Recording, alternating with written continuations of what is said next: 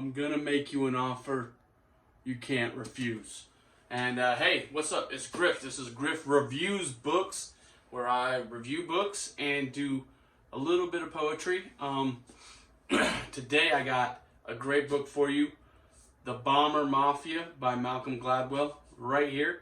We're gonna go through it and just take a peek into it and see how great it is. This is a great book. Malcolm Gladwell, celebrated author. He's written a bunch of stuff. Outliers. He's coined the 10,000 hours stuff. Lots of prolific literary genius stuff. He's kind of like an intellectual and very smart and very well read and a great writer. And so it was an honor and privilege to read this book, and it is to review it to you. So this is Griff Reviews Books. Thank you for joining me. We used to be Griff Burns Books. We don't burn books here. We read them and review them. And so trying to be a little bit more softer around the edges and not so toxic, right? Remove that from a lot of my handles. You can find me on Instagram on Griff, the Grunt Griffiths, which is a mouthful, yes.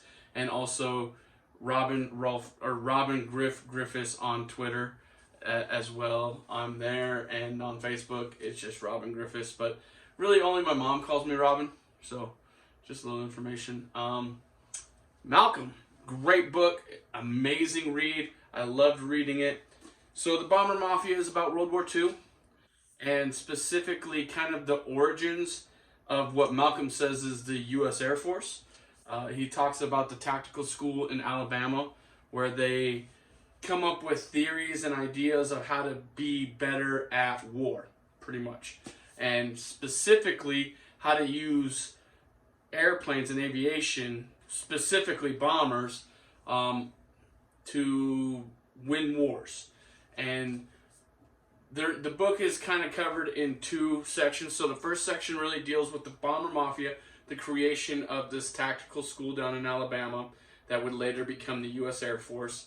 And then also the second half of the book is a lot to deal with the air campaign over Japan and the Pacific Theater. So lots of World War II history. Malcolm does a great job intertwining all of the historical context into a very easy read, but a very fun and intellectual read.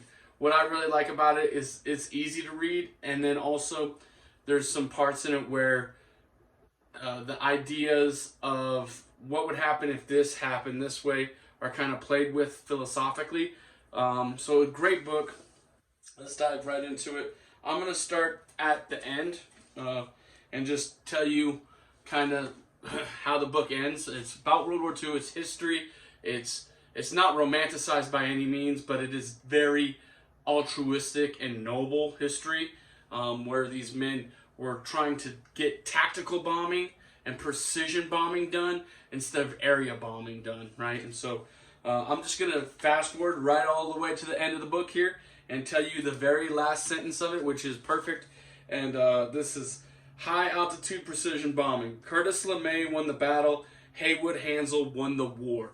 And so you can see that's the last little bit of it in here. This book is excellent. This book it's a historian's, what's the word? I'm trying to be soft here. It's a historian's wet dream. There you go. That's what I'm going to say to you today. Yeah, this is a fun book. It was a ton of fun for me to read. I learned a bunch of stuff in it. And there's pictures. So pictures always help. Illustrations always help, you know, especially dumb grunt Marines like myself. We need pictures and stuff like that. So there is a robust little image section here, very well done, very well printed. There is also a ton of notes in the back, which is great if you're not as well read on World War II history. All the work is done, and so it's all done very well. And then one thing I do want to mention is right here, one of the favorite parts of the book I have is on page 196, where Malcolm incorporates a Japanese historian talking about the fire bombings in Japan, and then what everyone kind of focuses on in World War II, the atomic bombings. But Japan was firebombed quite a bit, and this is just straight out of the book. In other words, the Japanese historian believed no fire bombs and no atomic bombs, the Japanese don't surrender. And if they don't surrender, the Soviets invade, and then the Americans invade, and Japan gets carved up, just as Germany and the Korean Peninsula eventually were. Very interesting stuff. When I read that, I thought, is that how maybe that would go? Would there be? It would have to be a seaborne invasion of Japan, and how bloody that could have possibly been. So, like I said, some really cool, highfalutin ideas in this book, and then also a bunch of great details as well about the history of the Bomber Mafia. So I'm going to go now to the front of the book where he talks about the Bomber Mafia a little bit more granularly and a little bit better. Their motto, Proficius Mor Interte, we make progress unhindered by custom. The leaders of the Air Corps Tactical School were labeled the Bomber Mafia. And so he gets into it, lots of names, lots of dates in here where the Bomber Mafia was originated. And the tactical school was like a university, and it was away from DC. He even talks about that. Malcom, the author, talks about that quite a bit. Where's one of these quotes? The Air Corps Tactical School is the intellectual fury between 1931 and 1941. And they were really trying to come up with the idea of how to be better at bombing at this tactical school. They also talk about the Norton bomb sight in this book, which is a technological innovation in bombing and air warfare. Great book. I had a ton of fun reading this book. It's an honor and a privilege to tell you that this is a great book, because it is a great book talking about great Americans who at their core were trying to win a war and do it in the right way, with precision bombing, tactical targets, military targets, industrial targets, and not just area bombing civilians for morale to go down and then the war to get unpopular. And so I know war's a current topic. Lots of stuff going on, lots of stuff out there in the world.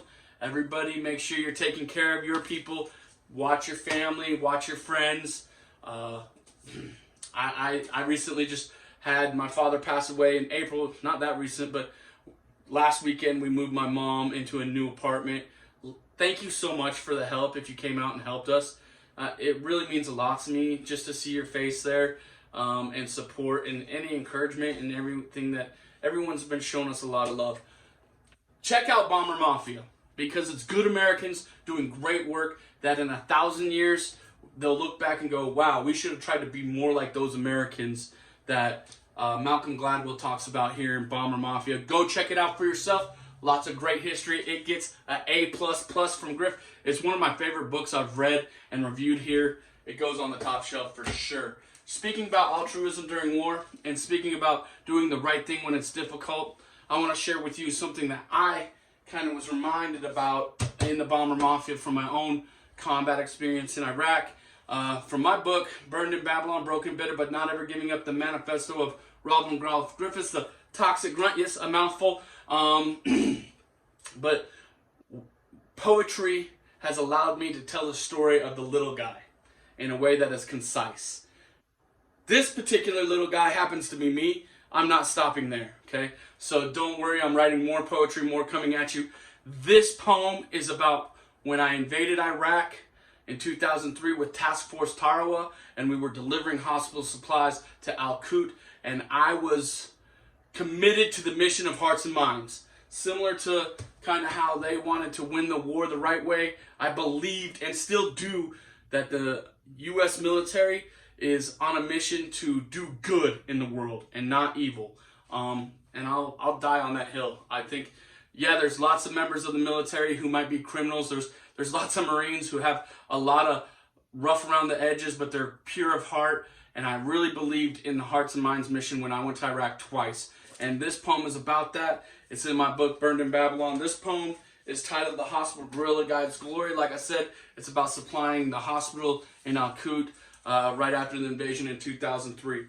In Al-Qut, the mission was to deliver hospital supplies. We were in high-back Humvees, plenty of firepower to escort 7 tons. This guerrilla guy delivered so many hospital things, a crowd of kids and women began to come see. One brave boy approached me, Mister, as he touched my armored flak. "Is this you?" he inquired of me. I didn't want to be misunderstood. We're all human too. I rip open my flak, exposing my sweat-covered chest. "This is me."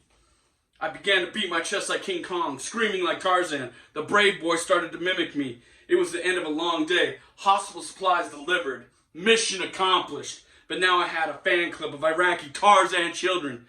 A large group following our exit, pounding their chests, screaming and smiling as they mimicked me. They will grow up to become our enemy, my lieutenant told me. We're all human. That is my glory. And that is my book, Burned in Babylon. Go check it out. Available on Amazon. And I can relate. I can relate to the Bomber Mafia. Maybe because I read in there how they got criticized by people like, I don't know, Winston Churchill and others. Because they thought precision bombing didn't have a place in their strategy against the Axis in World War II. And it most certainly did. And there's other books where you can, read about the firebombing at Dresden and how horrible it was. Someone was trying to make sure that those horrible things didn't continue. And someone out there is trying to do the right thing, and more power to them.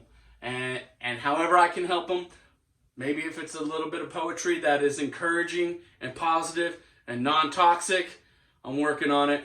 It'll come. More poetry coming. But yeah, go check out the Bomber Mafia. Go check out Burned in Babylon. This is Griff Reviews Books. Thank you so much. Subscribe, comment, like, follow me on Instagram and Twitter and all that stuff. And yes, go write more and troll less. Griff out.